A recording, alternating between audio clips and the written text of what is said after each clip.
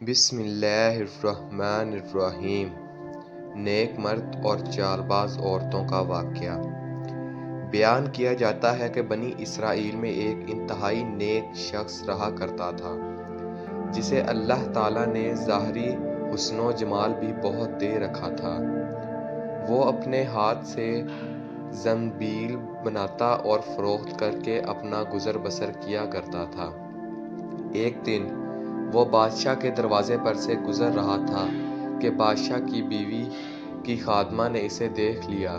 جا کر ملکہ سے کہا، کہنے لگی کہ یہاں ایک آدمی ہے کہ ایسا حسین و شخص ہے کبھی نہیں دیکھا، زنبیل فروخت کرتا پھر رہا ہے۔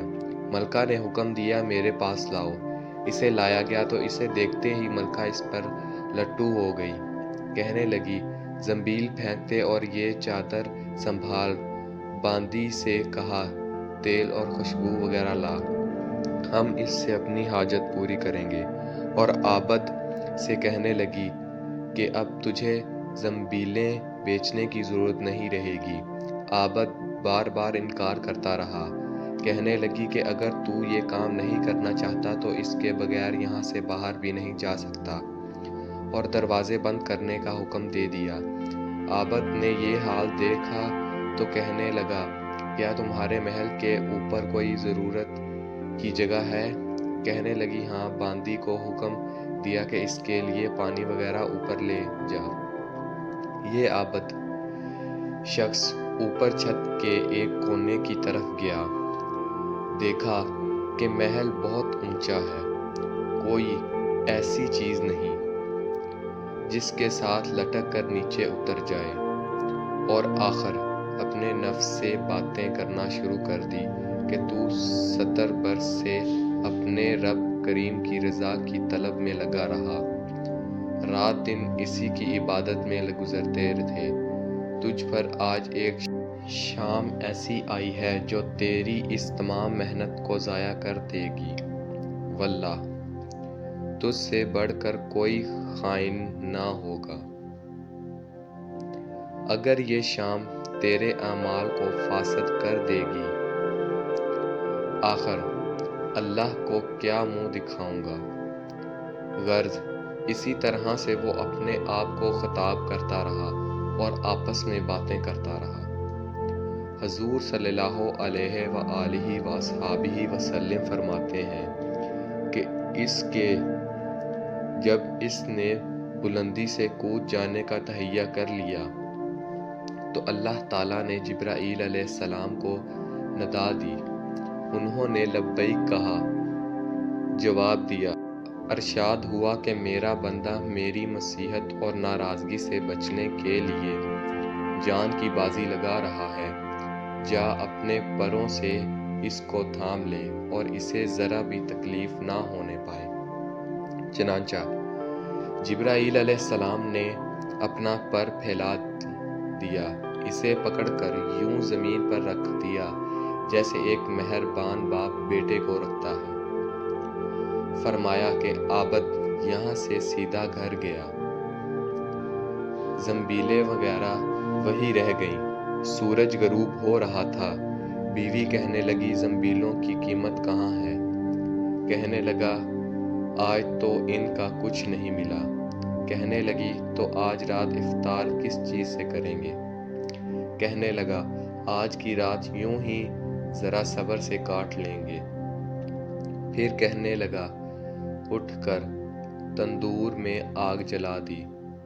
اگر ہمارے ہمسائے تندور میں آگ نہیں دیکھیں گے تو نہ جانے کیا خیالات ان کے ذہنوں میں دوڑیں گے، خواہ مخواہ انہیں پریشانی کا سامنا کرنا پڑے گا۔ بیوی نے اٹھ کر تندور میں آگ جلا دی اور خود واپس آ کر بیٹھ گئی۔ ایک پڑوسن آگ لینے کو آئی، پوچھا آگ ہے؟ جواب ملا، آگے بڑھ کر تندور سے لے لو۔ یہ عورت آگ لے کر واپس ہونے لگی تو گھر والی سے کہنے لگی کہ تو یہاں بیٹھی باتیں کر رہی ہے، ادھر تیری روٹیاں پک چکی ہیں، بلکہ جلنے کو ہیں۔ عورت نے اٹھ کر دیکھا، تندور بہترین روٹیوں سے بھرا ہوا تھا۔ عورت نے انہیں برتن میں رکھا اور خامند کے پاس لے آئی۔ اور کہنے لگی کہ تیرے ساتھ اللہ تعالیٰ کا یہ معاملہ تیرے بلند درجات کی وجہ سے ہی ہو سکتا ہے، لہذا تو اللہ تعالیٰ سے دعا مانگ کہ ہماری باقی عمر خوشحالی اور فراخی سے گزرے۔ عابد کہنے لگا، اسی حال پر صبر اچھا ہے، مگر عورت کا اصرار بڑھتا گیا، حتیٰ کہ عابد نے دعا کرنے کا وعدہ کر لیا۔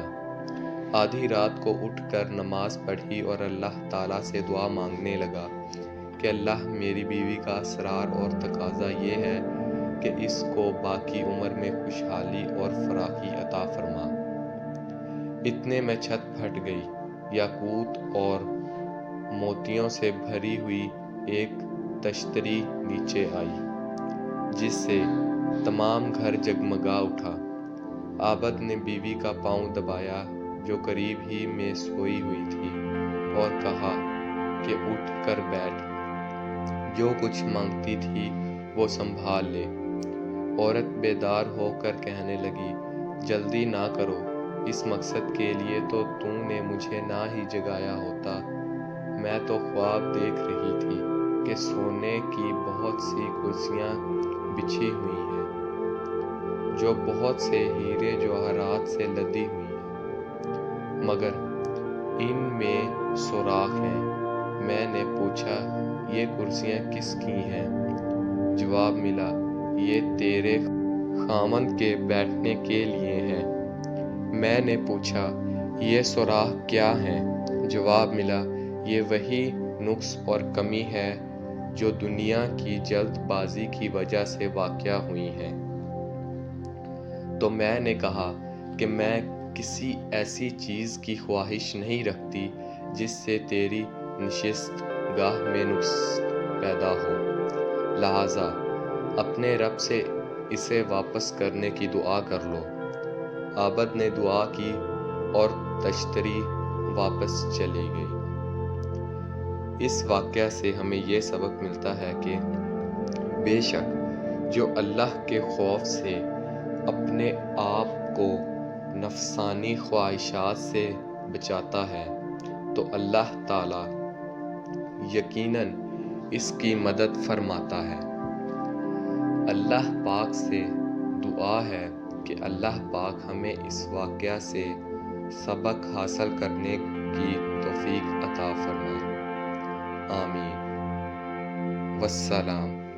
الصلاۃ والسلام علیک یا رسول اللہ، الصلاۃ والسلام علیک یا حبیب اللہ۔